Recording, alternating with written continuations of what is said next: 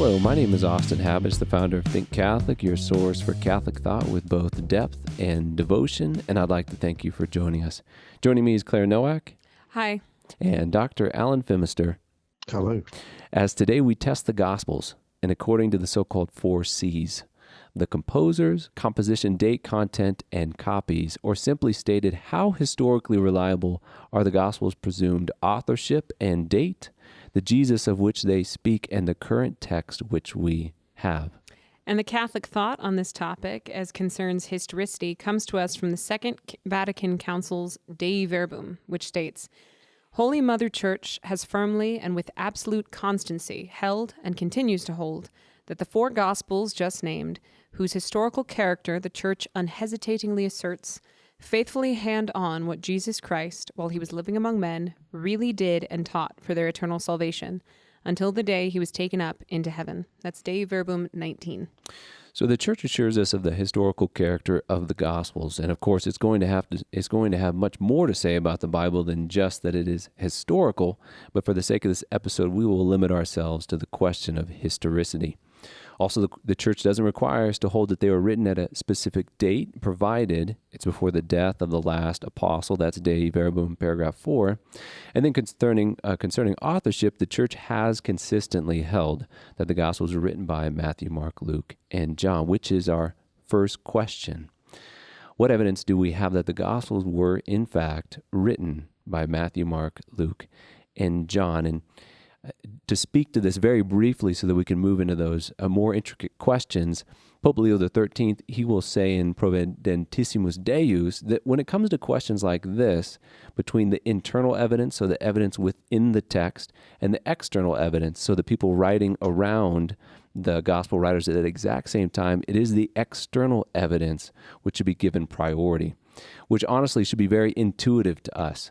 If someone writes a message down on a napkin, between the people who saw him write it and then those whom they would talk to and the later textual critic, we're going to give priority to the witnesses and those who came after them. So when it comes to the question of who wrote those Gospels, the external evidence we have is the essentially unanimous opinion of those early Christian writers. In the first century, Papyrus wrote that Mark composed the Gospel of Mark from Peter's preaching. In the second century, Irenaeus will match the 4 Gospels with those men who are commonly attributed as their authors. Tertullian will do the same. In the 3rd century, Clement of Alexandria and Origen will follow suit. And then in the 4th century, we have Jerome, Augustine, Eusebius, and Chrysostom. And so the evidence is pretty conclusive from the external side that the authorship of those 4 Gospels is the presumed authorship, the names that we give them today. There isn't even really any significant attribution to anybody else in any manuscript. I mean, sometimes people say rather casually that the Gospels are anonymous, meaning that the authors do not refer to themselves by name in the text. But that is true of 90% of all texts. I mean, the Gospels are anonymous in the sense that if you took any book and ripped off the cover and the title page, it would be left with anonymous. You're right. So the evidence is pretty clear. So moving really to the next question, what is the evidence we have for when the Gospels were written? And before we talk about the texts themselves and the evidence surrounding them, I think it's good to get kind of a bearing on what contemporary scholarship, where the consensus is. And we have on the later side for authors such as Dr. Bart Ehrman, who is an agnostic and a highly controversial biblical scholar, he will say that the Gospels were written maybe between 70 to 90 AD. So that would be on the later side. On the earlier side, we have scholars such as Dr. Brant Petrie, Jimmy Akin. These are Catholic writers who hold that the 4 Gospels were all written before 65 AD. But Jimmy Akin will say across the board, most textual critics and scholars will say that the Gospels were probably written between 65 and 95 AD. But then again, what can we say about the actual evidence? Yeah, I mean, in a way, it's very important to understand that biblical criticism is not a discipline like other disciplines, because many of the people who founded it and many of the people who practice it have personally repudiated Orthodox Christianity, and it's quite important for them to justify that to themselves. And so there are a lot of metaphysical prejudices lurking in these assertions.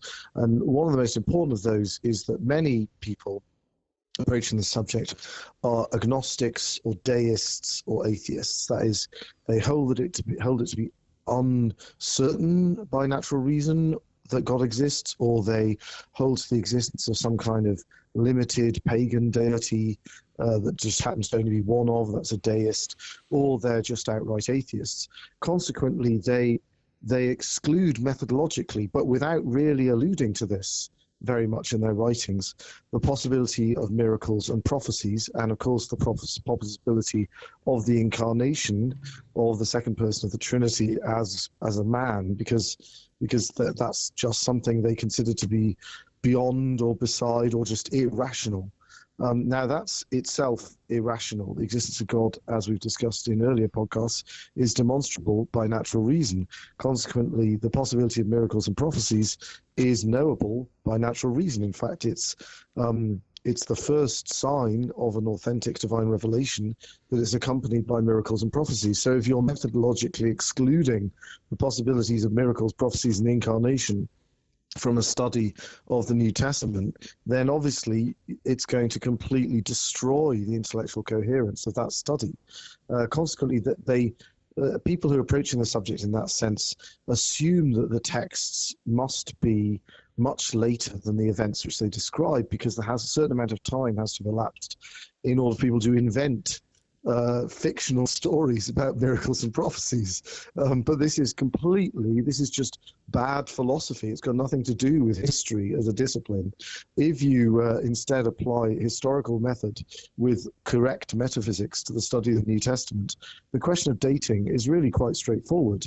I mean, it's most scholars, the overwhelming number of scholars. Now there are arguments against this, but the overwhelming number of scholars think that Luke's gospel is textually dependent on Mark's gospel, or at least on something which was very similar to Mark's gospel. The earliest sources, which Austin was talking about, tell us that Mark transcribed the preaching of Peter. So it's quite possible that Mark's gospel is a word-for-word transcription of a stylized account of our Lord's public ministry given by St. Peter, and that Luke and possibly Matthew are making use of this stylized Petrine account and not directly dependent on the document, Mark's Gospel, which is more or less a word-for-word transcription of that account. But nevertheless, the vast majority, as I say, of scholars would say that Luke's Gospel is using Mark's Gospel. Now, Luke's Gospel is very clearly the prequel of the Acts of the Apostles, which is also very manifestly, if you just look at the text and the secondary evidence, written by Luke. The Acts of the Apostles gives an account of the history of the early church from just after the resurrection until the arrival of St. Paul in Rome. Now, we know very clearly from other sources outside the New Testament that in the early 60s AD, St. James the Just, the brother of the Lord, as he's called, who Catholics take to be our Lord's cousin, who was the first bishop of Jerusalem, the leader of the Christian community in Jerusalem, was martyred at the beginning of the 60s AD. And then we know that shortly after that, the Jewish revolt began, which led eventually in 70 AD to the bloody destruction of the city of Jerusalem and the temple, and the deaths of 1 million plus people and the enslavement of a similar number of people. So this was an absolutely cataclysmic event, which was, of course, prophesied by our Lord. And famously, the Christians knew it was coming because it had been prophesied by our Lord, and they got out of Jerusalem. And so all the people who died in that terrible, terrible war were non-Christians. So not only that, but the siege of Jerusalem, when it was encircled by the Roman armies of the future Emperor Titus, commenced on Passover 70 AD, because the Romans very cleverly waited until everybody had entered Jerusalem to celebrate Passover until they closed the ring around the city, so that the population of Jerusalem would be massively enhanced, and therefore they would run out of food much faster than they otherwise would do, which is of course very helpful for a besieging army. The result of this was that the siege of Jerusalem began exactly on the 40th anniversary of the crucifixion of our Lord Jesus Christ. So this is a terrifying fulfillment of our Lord's prophecies and vindication of the authenticity of our Lord's messianic claims and his prediction of the destruction of the temple, which had been rendered superfluous by the completion of all sacrifice and offering by our Lord's death on the cross. So this is an enormously important event in salvation history.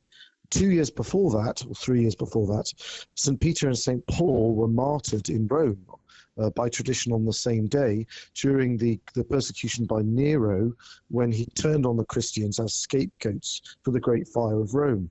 So these events, the Jewish revolt, the destruction of the temple in Jerusalem, the martyrdom of St. James, they are enormously important events in salvation history. There is no way that Luke would have finished the Acts of the Apostles without including these events if they had already happened. The Acts of the Apostles, if you read to the end, you'll see it ends in rather an understated fashion, with St. Paul arriving in Rome and being allowed sort of day release from his house arrest, and people being able to visit him, and that's kind of it.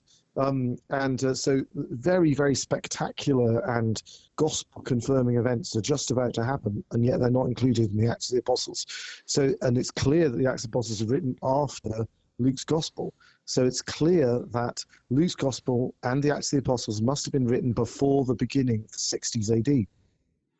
Almost everybody thinks Luke is dependent on Mark, so that must have been written earlier, or at least the Petrine material which it transcribes must be written earlier. So really, it's highly implausible that the Gospels were not written before the end of the 50s AD. That the exception being, of course, John's Gospel, which is very clearly written at the very end of his life. So that could easily have been written in the 90s. In fact, it's highly likely that it was written in the 90s. And it's a reflective document. But of course, everybody, all the tradition, all the secondary evidence from the external sources from the fathers of the church agree that John was the last of the apostles to die. He died at a very great age in Ephesus.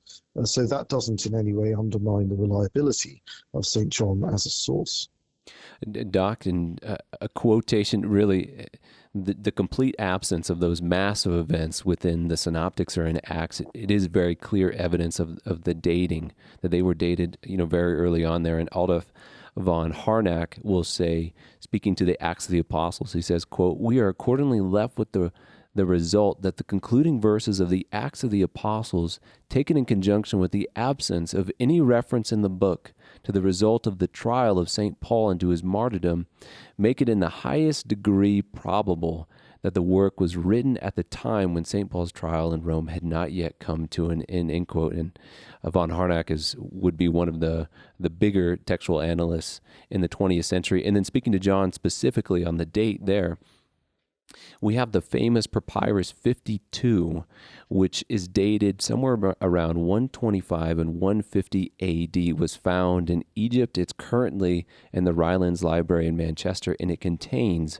the Gospel of John, chapter 18, verses 31 through 33. And we know it was written very far from there, so maybe around Ephesus or Patmos, so giving time for it to be copied, and then giving time for that copy to travel down to Egypt, and then also giving credence to the fact that that particular copy need not be one of the earlier ones. Then we can say for fairly certain that the Gospel of John, as you mentioned, Doc, was written probably in the 90s, definitely within that first century. Then speaking of Acts of the Apostles, it's very hard to call into question the dating of the letters of St. Paul, because these are letters written to specific churches at specific times with specific problems, and it's hard to criticize the historicity of Paul. But if you look at Paul, we know traveled with Luke. We hear that again through Acts of the Apostles, and the words that St. Paul writes in his letters, remembering the words of consecration, they match what Luke writes in his own gospel.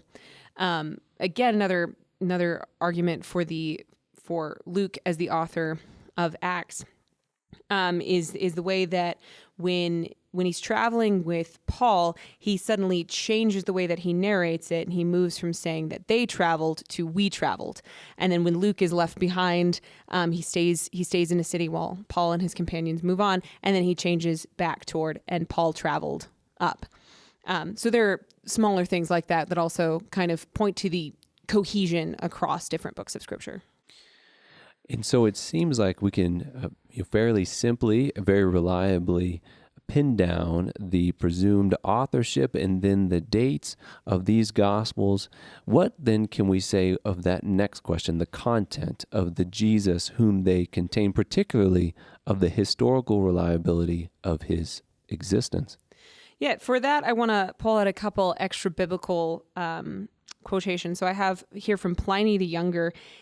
He's a Roman governor in Asia Minor, and he's writing to Emperor Trajan asking what to do with this new group of Christians who've cropped up.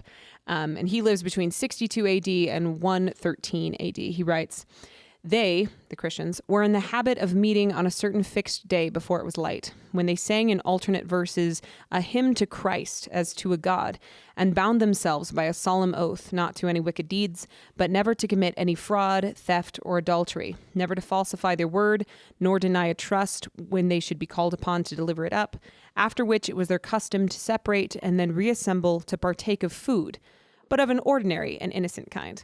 I like that last note. The need to say that the food was ordinary and innocent is, of course, because of the Christians in the Roman Empire were thought to be cannibals because they spoke about consuming the flesh of their god. And so Pliny does feel the need to let the emperor know that, but they are eating innocent food. Tacitus also... He's a Roman historian. He writes between 60 and 120 AD. That's when he lives.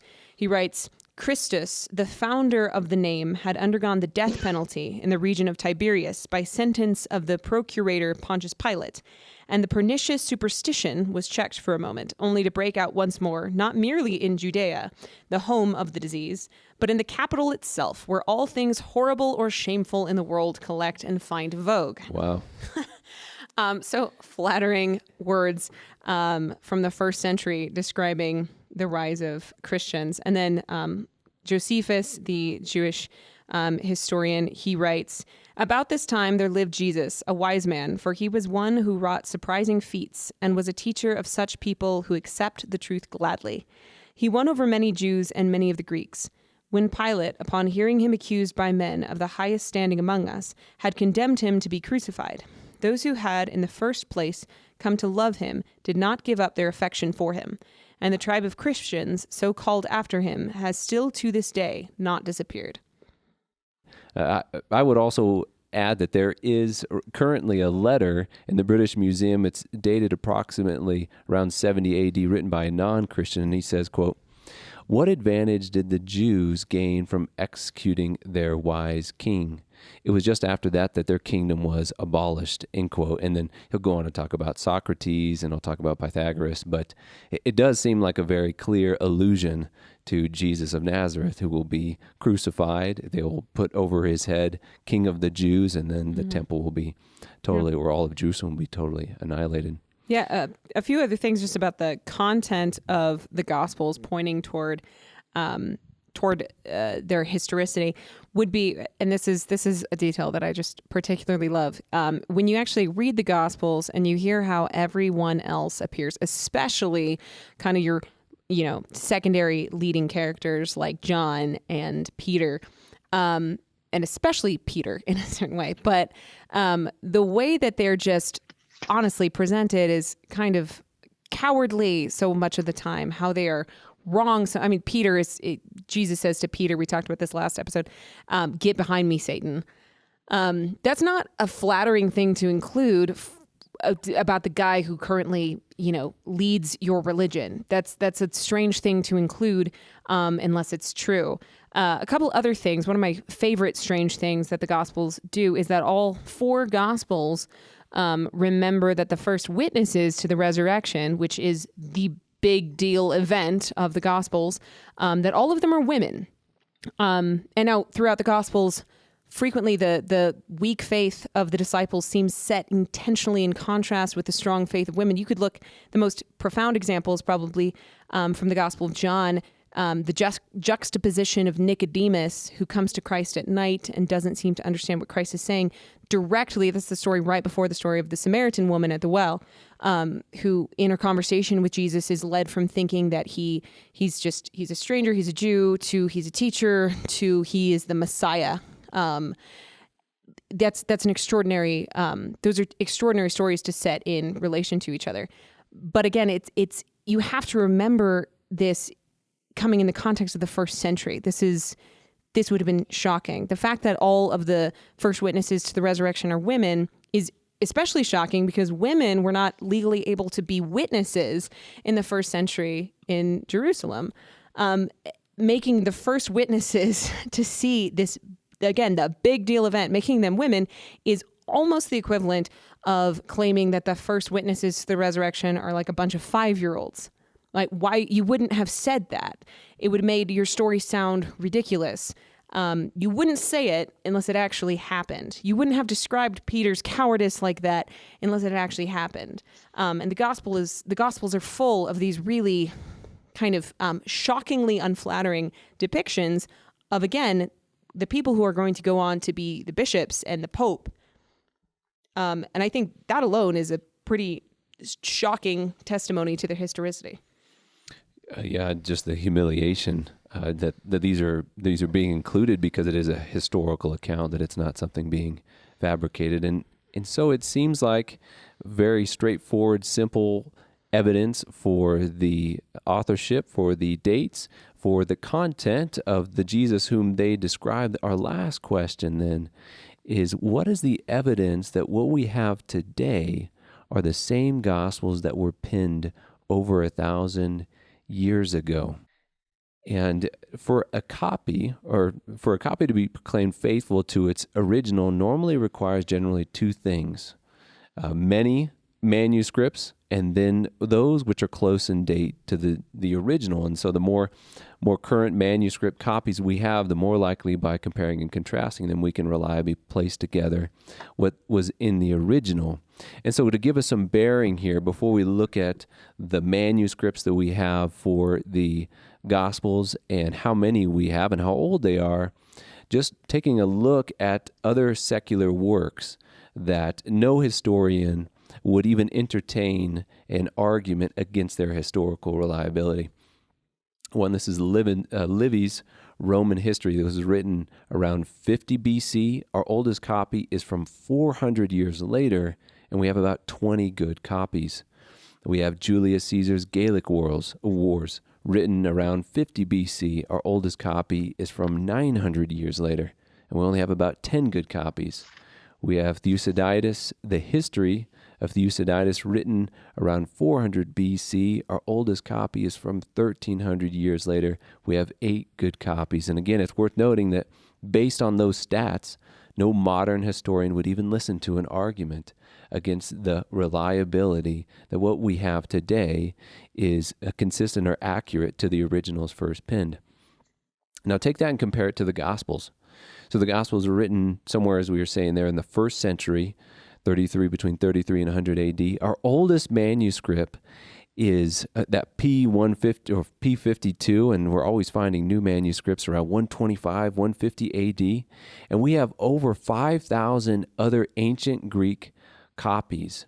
Along with that, we have 2 complete New Testaments penned in 350 AD.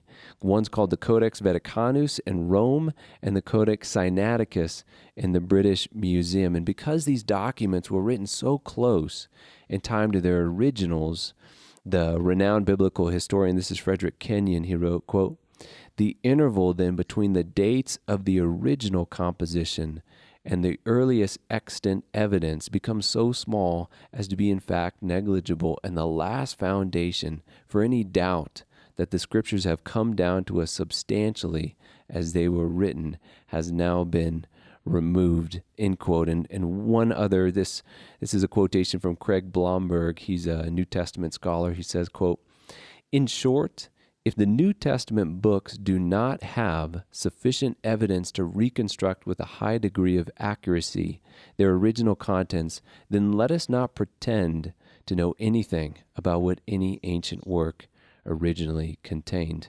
End quote. Yeah, I mean, there's so much nonsense talked about this. I mean, disingenuous nonsense, actually, because anyone who's a serious scholar of this material, or anyone who even just looks into it, realizes this is ridiculous. I mean, so you'll often get people saying, oh, there's so many variants, there's vast numbers of variants in the text. But these variants are almost entirely trivial, minuscule typos. And in fact, the reason there's lots of variants is because there's so many manuscripts compared to all of these other secular texts. There's vast numbers of manuscripts. So obviously there are many, many more typos in all these manuscripts than there would be if there was only one or two manuscripts. I mean, lots of these very, very important ancient texts, we only have a tiny number of copies of from much later. Often, just one or two things from the scriptoria of the time of Charlemagne in the 9th century.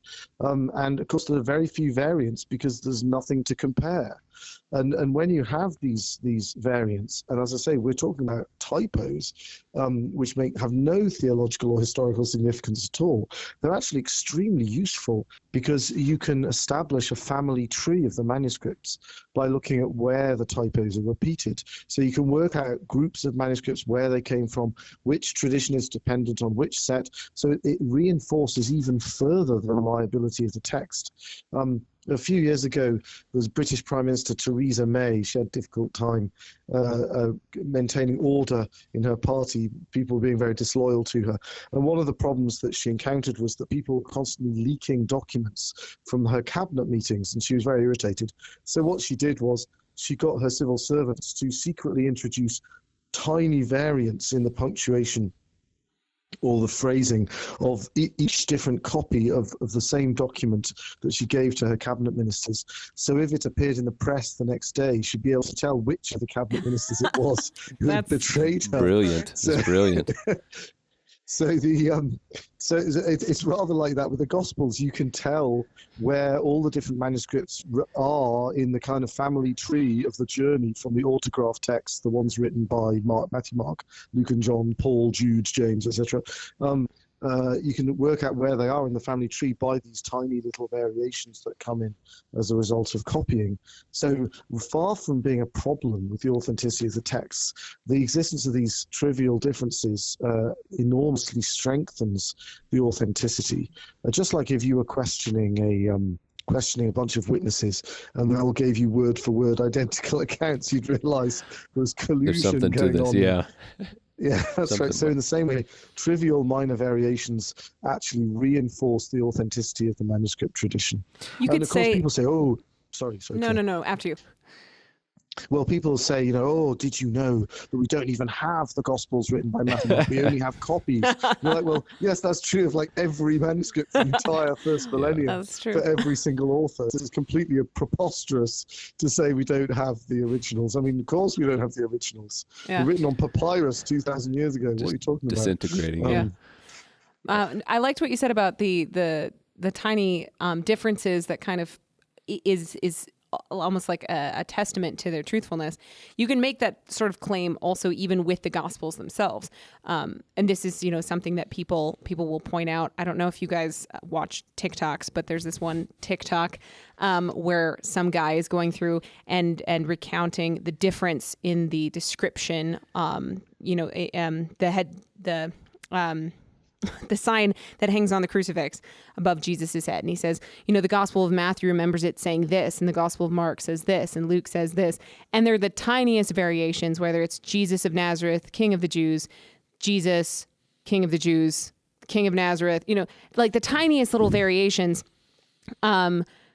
which is just kind of like the most perfect description of how people will get so upset about the tiniest differences in the Gospels, when really, like, the fact that 4 different authors remember the event, highlighting different things, focusing on different things, is, again, like you said, it's greater evidence for the validity of it. If they were exactly the same, we would think it was collusion, right? It would look like they had made it up. if four people tell you the exact same story, that should be less reason to believe them than if they each emphasize something different. Yeah, it's equivalent to saying, I saw him drive down the street in a red Ferrari. And the next guy says, I saw him driving down the street in an Italian sports car. Right. And Right. the next one says, yeah, I mean, it's like, same thing. this is not a contradiction. Yeah. We can't bring up the topic without bringing the objection of our day. So this is Dr. Bart Ehrman, and he says in his book, Misquoting Jesus, a quote, "What can we say about the total number of variants known today? Scholars differ significantly in their estimates. Some say there are 200,000 variants, some say 300,000, some say 400,000. Perhaps, as I indicated earlier, it is best to leave the matter in comparative terms. There are more variations among our manuscripts than our words in the New Testament," end quote. And so someone will read that in a vacuum without any backstory, no other knowledge of the text, and you can see what it would lead someone to conclude. But Dr. Ehrman will resolve his own objection in his debate with Dr. Wallace, who I believe is the founder and the executive for the Center for the Study of New Testament Manuscripts.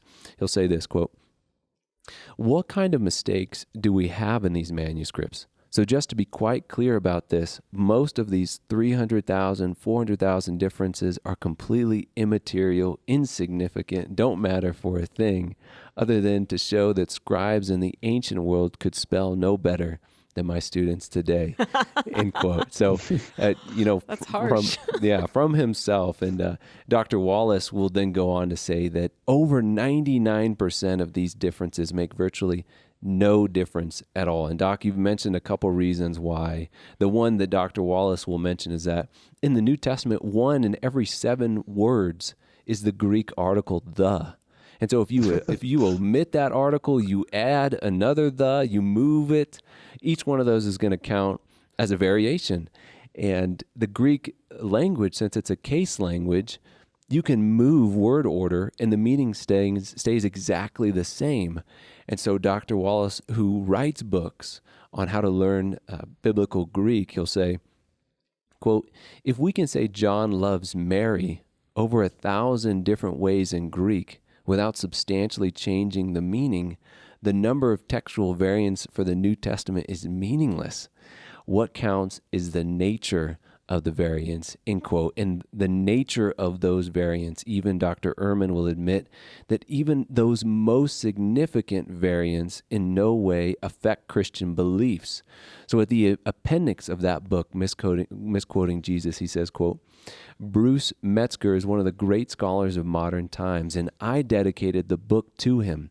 The position I argue for in Misquoting Jesus does not actually stand at odds with Professor Metzger's position that the essential Christian beliefs are not affected by textual variants in the manuscript tradition of the New Testament," end quote. And besides not affecting the Christian faith, none of those larger variants are new to us. So Mark 9 on fasting, Mark 16, you have John 8, and others, because they're all found in the footnotes of essentially any Bible one is going to be reading at any point. And Dr. Ehrman is going to acknowledge that as well. So they'll ask him at the end of his book in the appendix, "All study Bibles across the full range of translations include notes that identify verses with questionable historical accuracy.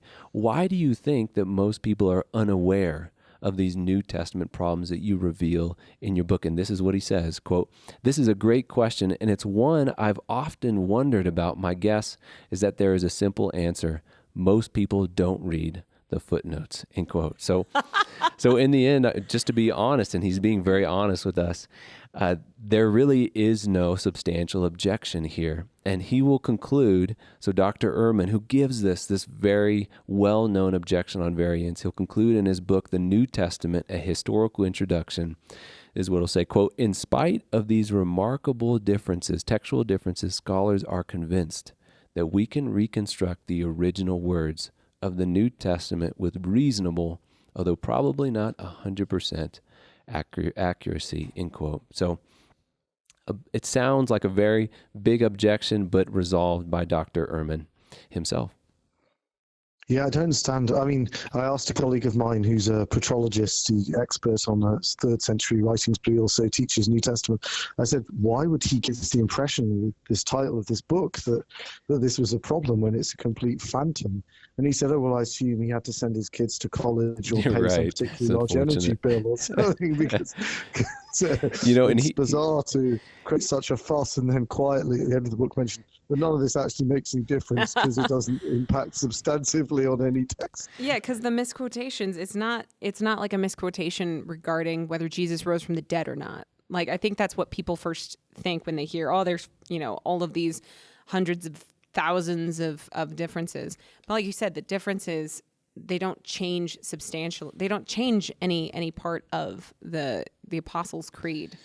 And the thing is, we have to break down the numbers, and Dr. Craig Blomberg is going to do a great job of this. So when you hear a huge number like that, 400,000 variants, but you don't take into account how many manuscripts that is coming from, that's spread over.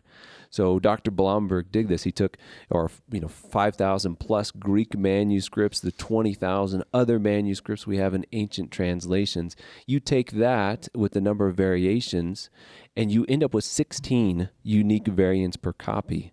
And so to say that there's only 16 missing thes, or added thes, or misspelled words, or reordered words from one manuscript to the next is a much less alarming, accurate perspective than the appeal to emotion statement that Dr. Ehrman makes in the book. And we can't leave out another point that Dr. Wallace will make and other biblical scholars will make, that when it comes to the question of New Testament reliability, along with the thousands of ancient manuscripts we also have the quotations from the church fathers, those early Christians. So we have over 1 million quotations of the New Testament from other writings of early Christians, to the point that, according to Ehrman and Metzger and Wallace, if every New Testament manuscript we have were to disappear overnight, then we would be able to reconstruct almost the entire New Testament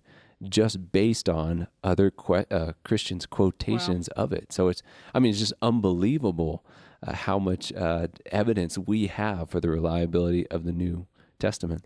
So let me just ask you both this question. Why are we still having this conversation? Why does this conversation always come up with people attacking the historicity of the Gospels? I think there is something to be said about agendas. So trying to move the ball along on an agenda. Maybe someone is not sympathetic to the faith and they see this as a chink in the armor, and so things are being published along those lines. We want to assume the best, but sometimes it's hard to see how that might not be the case. Doc, what would you say? Well, when I was an undergraduate student, I used to go to the Catholic chaplaincy every week, and I was lots of my friends in the Catholic Society, and sometimes you wouldn't see someone, they'd disappear, they'd stop turning up to Mass, and we say, oh, what happened to such and such? And we had this joke, we'd say, oh, he's having problems with which meant he's sleeping with his girlfriend. Right, exactly. Because So basically people suddenly find these intellectual difficulties they never previously had as soon as their difficulties with the Sixth Commandment start to flare up. And I'm afraid that's a very widespread phenomenon. I had a theology teacher in college who explained that the teenage descent into atheism usually goes like, I want to sleep with my girlfriend. God says I can't. Therefore, there is no God. God doesn't exist. Yeah, it's unfortunate. So one more thing I would mention here with Dr. Ehrman, because that book is so well known and well read. In the end, the force of the textual skeptic's position, it's not in his theories, it's not in his evidence, it's just in those skeptical questions. So in Ehrman's debate with Dr. Wallace, he would say, well, how do we know that our earliest copies were preserving accurate copies of accurate copies? And he'll go on with this litany, and then he'll rephrase it and repeat it as a mantra throughout the whole debate. But questions are not evidence. How do you know, Claire, that your car isn't on fire right now? I do not. Yeah, you hope not. You don't. But my asking the question doesn't make it any more likely that your car is on fire. And it definitely doesn't prove that it is. So questions don't make for evidence. And all the evidence we do have, whether it be the date and number of the manuscripts, the writings of the early Christians, or the nearly completely insignificance of most, if not all, the variants we do have, point to the historical reliability of the text. And one thing to keep in mind with this question, there was an experiment done by Dr. Wallace. He said he's been doing it since 1979, and he goes around parishes in the U.S. Conducting this study or this experiment, which he calls, to keep it kind of lighthearted, he calls it the Gospel according to Snoopy. And it's essentially an experiment on copying manuscripts. And so what he does is he takes 50 parishioners on a Friday evening. He asks for 22 volunteer scribes, puts the scribes in a separate room, and gives them a passage to copy out in English. Some copy from the original, others copy from copies of copies. And before the copying even begins, he gives each of the scribes specific instructions intended to produce variants. So one is told to make changes on purpose, another is told to write it, his copy in an illegible way, another is told to be a terrible speller, and so on. The rest of the parishioners who are not scribes are then assigned as textual analysts, and it gives them no more than an hour instruction on how to do their job. So that all happens on a Friday night. Then they all come in on Saturday morning to discover that mysteriously all the first generation copies are gone. And so with only the copies of copies to go off of, these textual analysts, who are just laymen parishioners, then try and reconstruct the original text. Now, Wallace has done this experiment over 70 times since 1979 with just regular people who have no background in textual analysis except what they get in that 1 hour on Friday night. And nearly every time, according to Wallace, he has done this experiment, there has been no more than 1 or 2 mistakes in reconstructing the original. And this is really key, and there has never been a serious change compared to the original. And what he defines a serious change would be a change from the word to, T-O-O, to the word also, which honestly is not a serious change at all. And this is from people who have absolutely no background in textual analysis. And so how much better can we do with contemporary professional textual scholars and on a text which the copyists knew they were copying, not simply for fun and on a gospel of Snoopy, but with the attention and the gravity appropriate to the Word of God. Any last thoughts on the topic? I'd just say any objective assessment of the evidence shows that the New Testament is a single best attested document from the entire ancient world. And if one sets aside metaphysical prejudices against theism and consequent prejudices against prophecies and miracles, it is absolutely clear that this is a set of reliable accounts of the life of our Lord and the early church. And nobody who doesn't have an external motive of an intellectual or moral kind could come to any other conclusion. Absolutely. I think if you can approach the Gospels, this sounds maybe a little strange, but in a truly scientific way, without having prior to reading them excluded the possibility of miracles and prophecy. I think that the Gospels, as they have for millennia, they really, they hold up. Absolutely. And so according to the external evidence found in the ancient extra-biblical writings, the internal evidence within the book of Acts and the Gospels, along with the sheer weight of ancient manuscripts and church father quotations, we can assert with confidence the historical reliability of the presumed authors, the date of composition within the first century, the Jesus of Nazareth whom they describe, and the transmission of the text even into the present day. This is Think Catholic. My name is Austin Habish, along with Clare Nowak and Dr. Alan Fimister. And thanks again for joining us.